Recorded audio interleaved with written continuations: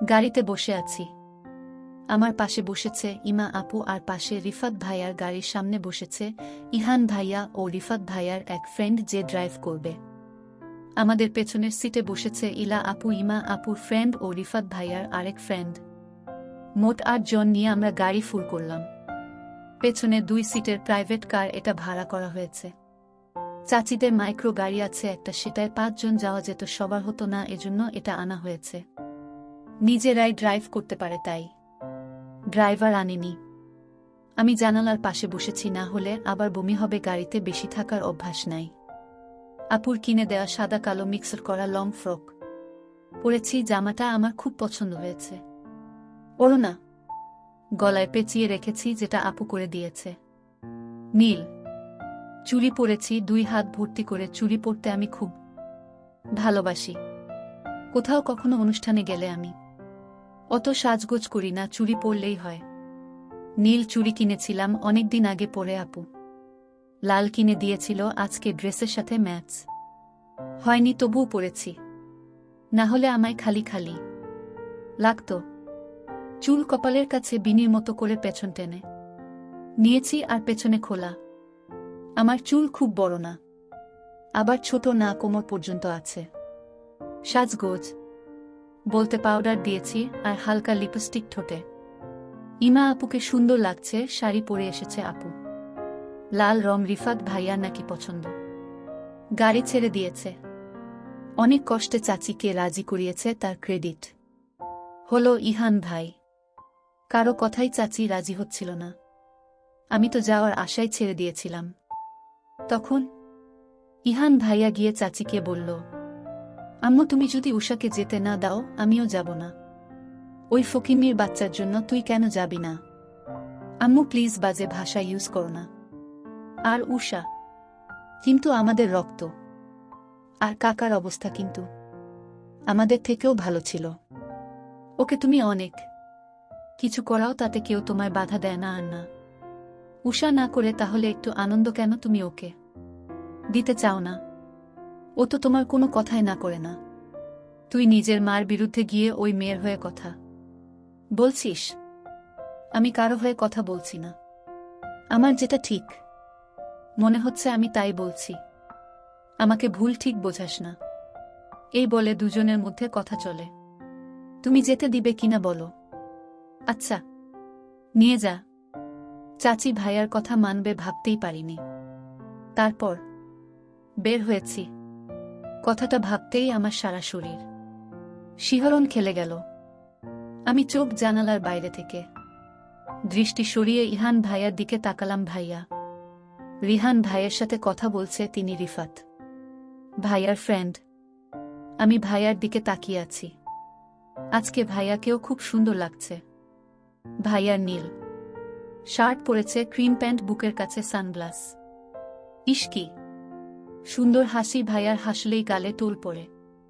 এক সাইড দেখা যাচ্ছে। আমি ভাইয়ার দিকে হা করে তাকিয়ে আছি। তখনই ভাইয়ার আমার দিকে তাকালো। আচমকা ভাইয়ার তাকানো দেখে আমি লজ্জায় মাথা নিচু করে ফেলি। একটু পর আবার তাকিয়ে দেখি ভাইয়ার সামনে তাকিয়ে আছে। আমি জানালা দিয়ে বাইরে তাকিয়ে আছি। ঠান্ডা বাতাস বইছে, চোখ বন্ধ করে বাতাস অনুভব করছি।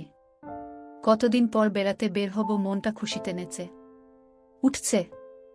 আমরা সিলেট যাচ্ছি। আরেকটা কথা শুনেই চমকালাম। আমরা 1 সপ্তাহের জন্য যাচ্ছি বাসায়। 3 দিন বলে এসেছি, সব মিথ্যে না হলে নাকি কেউ আসতে দিত না। আমি বড় বড় চোখ করে সবার দিকে তাকিয়েছিলাম। তখন উষা কেমন লাগছে তোর? আমি হাসি মুখ করে বললাম, খুব ভালো আপু। আমি কথা বলতে বলতে সামনে তাকাতেই দেখি ইহান ভাইয়া আমার দিকে তাকিয়ে আছে। এক দৃষ্টিতে ভাইয়ার তাকানো দেখে আমি নড়ে চড়ে বসলাম। 1 ঘন্টার মধ্যে রাত নেমে এলো। আমার 5টার বের হয়েছিলাম, তো রাত নামতে সময় লাগলো না। 2 ঘন্টা যেতেই রিহান গাড়ি থামিয়ে ফেল, সে আর ড্রাইভ করতে পারবে না। তাই ইহান ভাই ড্রাইভ করতে লাগলো। এবার ভাইয়া আমার সামনে, এখন সোজা সোজা।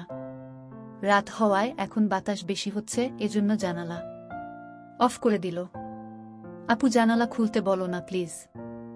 আমার কথা শুনেই সামনে থেকে ইহান ভাইয়া বলল, না জানালা খোলা যাবে না, এখন ঠান্ডা বাতাস আসছে, অসুস্থ হবি।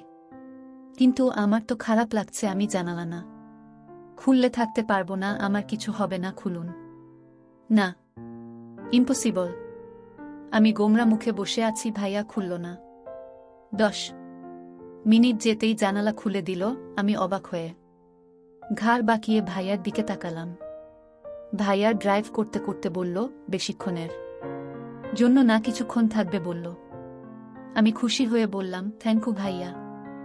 ভাইয়া ও হাসল। আমি নিজের জায়গায় বসে পড়লাম, মুখে আমার হাসি অন্ধকারের রাস্তায় দিকে তাকিয়ে আছি। গাড়ি শো শো শব্দ করে চলে যাচ্ছে, জায়গায় জায়গায় মৃদু আলো রেখা, পেছনে ইলা আপুর কথার আওয়াজ পাচ্ছি, পাশে সবাই কথা বলছে। আমি একাই বাইরে অন্ধকার রাস্তা দেখছি। ঠান্ডা বাতাসে শরীর কাটা দিয়ে উঠছে, শীত লাগছে, তবুও ভালো লাগছে। আরও 1 ঘন্টা পেরিয়ে গেল, তখন গাড়ি থামিয়ে ফেলো ভাইয়া।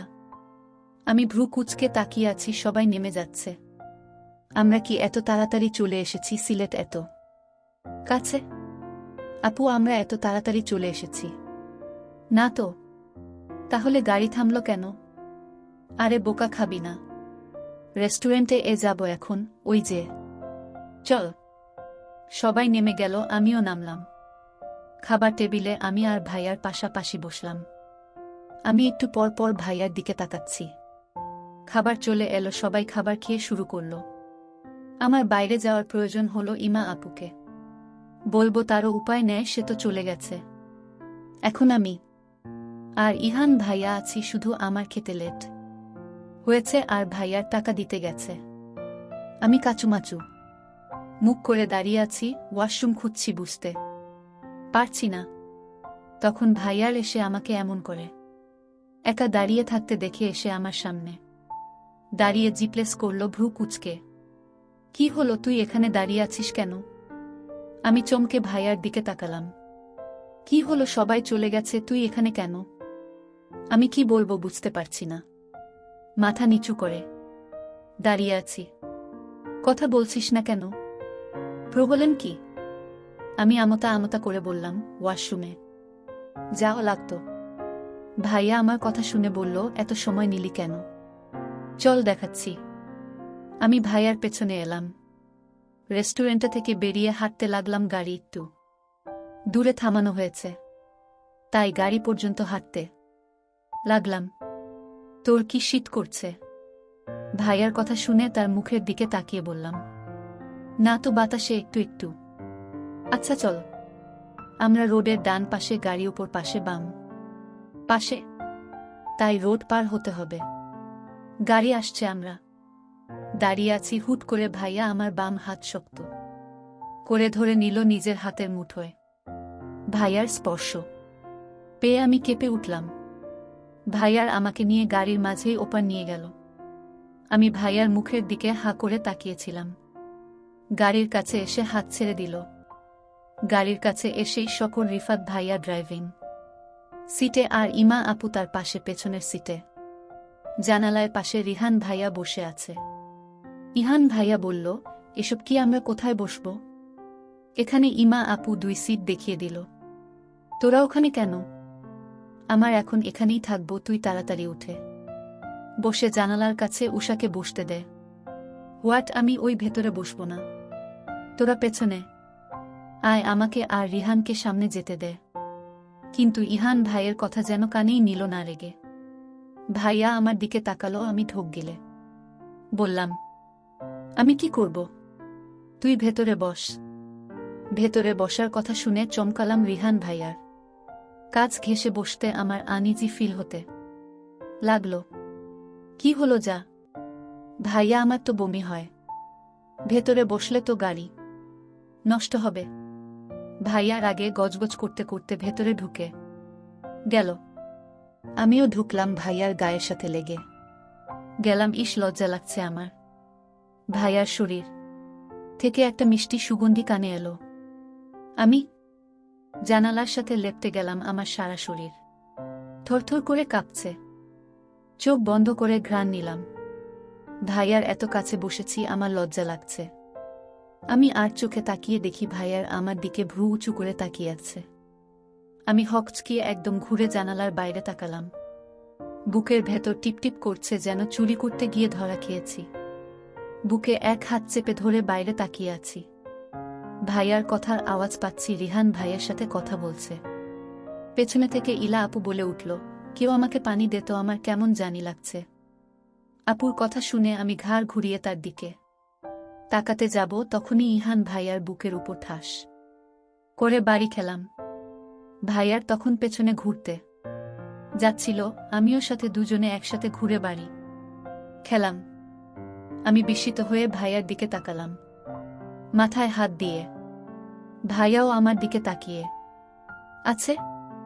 আমি ছিটকে সরে বললাম, সরি ভাইয়া, আসলে আপুর কথা শুনে ওই দিকে ফিরতে গেছিলাম। আপনিও যে এই সময় বুঝতে পারিনি। কথাটা বলে ভাইয়ার দিকে তাকিয়ে দেখি সে আমার দিকে তাকিয়ে আছে। আমি তাকাতেই ইটস ওকে বলল।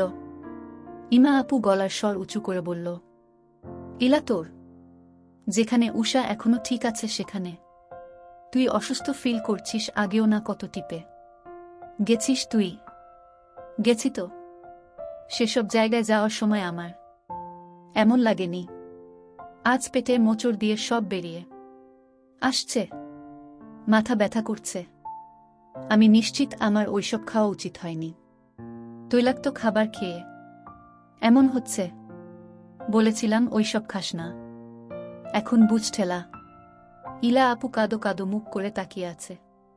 ইমা আপু আমার হাতে পানির বোতল দিল, আমি ইলা আপুর দিকে বাড়িয়ে দিলাম। আপু ঢকঢক করে পানি খেয়ে নিল। আমি আপুর এমন অসুস্থ মুখ দেখে বলে উঠলাম, আপু আমি কি তোমায় পাশে বসে মাথা টিপে দেব? আপু রেগে আমায় দিকে তাকিয়ে বলল, তোকে আমি বলেছি টিপে দিতে, একদম জ্বালাবি না। বাড়িতে জ্বালাস, এখানে ও তো তাই এসেছিস। অসহ্য লাগে যত সব ফালতু ঝামেলা।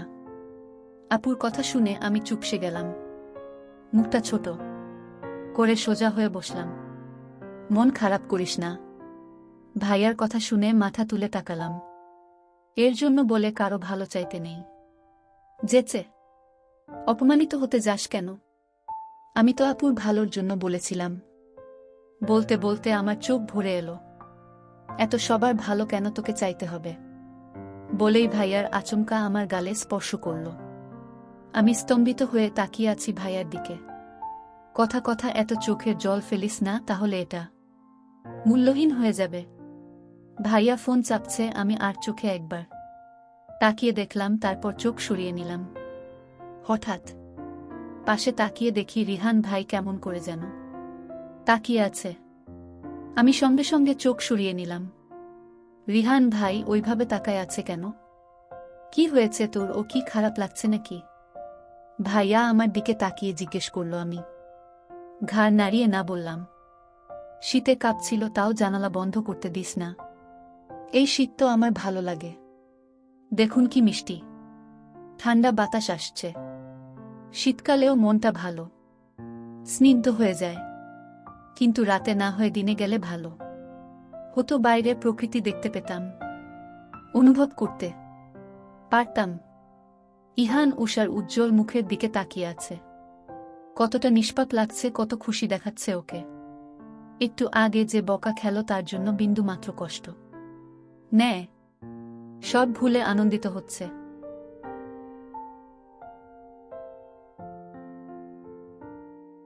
সম্পূর্ণ ভিডিওটি দেখার জন্য ধন্যবাদ।